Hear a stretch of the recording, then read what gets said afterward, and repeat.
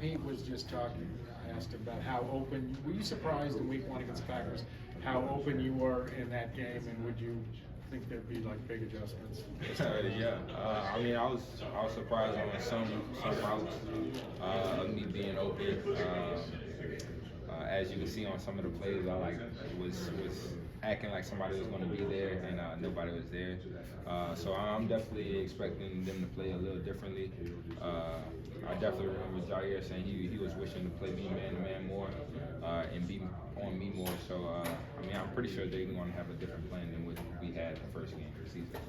Justin, how are you a different player now? I mean, after all the crazy games and the tight catches and things that you've had to go through, how are you different than the last time you faced them? I don't really know how to say I'm too different, but I mean, I've just been adjusting on the way. Teams been playing me differently. People been having different schemes for me. So it's really just been me just trying to figure out on the way or on the way of the route. But everybody just been playing me kind of differently and similar, kind of. So it's tough to really go through the game, not really knowing exactly how they're going to play me. But I feel like I reached a level to where I'm good enough to go and move. What makes Jaire Alexander good? Why does he come? He's a physical receiver, and also he's smart. He studies film. He knows different routes, different schemes.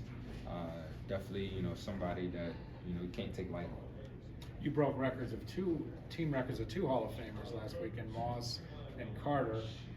Your updated thoughts that you had time to reflect on that in the same game, and then have you heard from either of those guys? Yeah, I mean it's always a blessing to be in the same conversation as them, to have my numbers up with theirs. It's always something to think about for myself.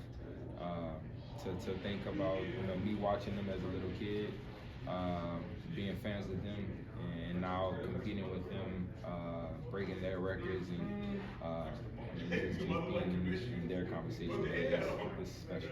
So I know Carter congratulated you via Twitter. Have you heard from any of those in any way? Not too much. They're private guys. They're guys that don't really say too much.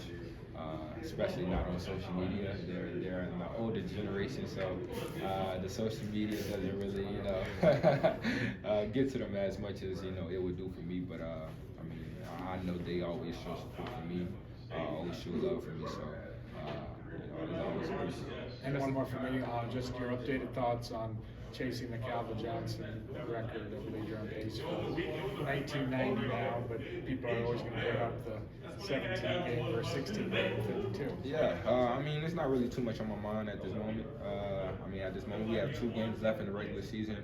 I'm planning on doing whatever I need to do for my team to win. Of course, going into Green Bay is definitely going to be difficult. Having the players that they have over there, the coaching that they have over there. So I mean, the record is not too much on my mind. It's just mostly about just playing my play and let the plays come to me. And if I do get the record, I get the record. It's really not too much on my mind at this moment. I mean, we all have that one goal of reaching the Super Bowl, and I mean, if I get the record and we don't get to the Super Bowl, what's the point?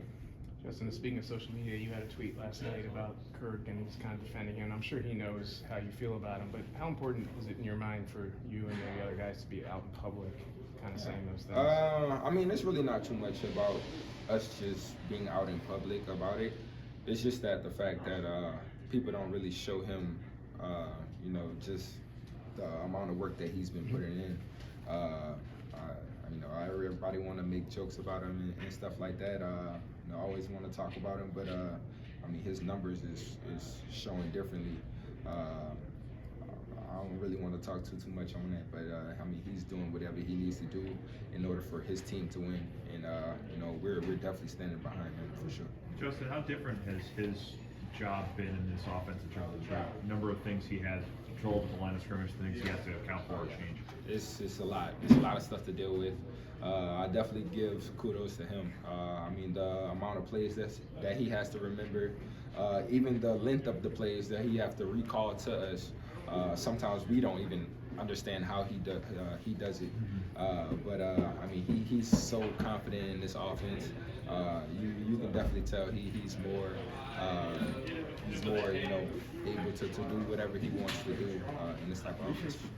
Just how do you learn to kind of block out the white noise, talk about records, talk about, how you are, and remain not only a great player, but the same person? What has been the main constant to keep that level? I mean, I got to the point where I felt like, just going into the game, just being myself. I mean, I rely on my talent. I rely on the coaches to do whatever it takes to give the ball to the playmakers in the offense. And I rely on Kirk to make the right reads and give me opportunities throughout the game. So I mean, I feel like it just comes whenever it comes. Especially during this season, I had so many big games, so many 100-yard games. I feel like whenever the ball comes my way and it's a good day, I feel like it just comes. It's not really too much to really think about. I really just go out there and just play football. And just like I said, whatever comes, comes. And the outside noise doesn't affect you? You don't even hear it? Do you Not watch really. things? Not really. I kind of got over that in college. I mean, I got to the point where I've been doubted so many times. Never really got any awards for my accolades. So it's just really just been worrying about myself, being the best I can be for my team, and just making the plays when they come to me. Can you take us through what you remember about running that route on third down, where they were like drafting? What's your thought process before the snap and then after? Yeah, well, he was inside shade, especially lining up in a tight position. I mean, 99% of the time they're playing me two-man, if they're especially inside shade in the corner, with the safety kind of stacking me. So he's off the hashes. They're playing too high, and the corner's playing inside shade. So two-man I know for sure is coming. I have a inside route, backside, and just taking that outside release, knowing that I have so much room to the outside of me, kind of selling that outside move and then hitting back in, and it was a phenomenal throw by Kirk, leading me away from the contact and all of the craziness from the two defenders. Did that route remind you at all of that play in Philadelphia against Slade, where he was over the top, and I think you talked about it after? Oh, I know what you're talking about. I know what you're talking Yeah. about. Is that similar at all or no? Not really. Just because Slade was in deep third, so that kind of the Giants play was playing man to man with two high safeties.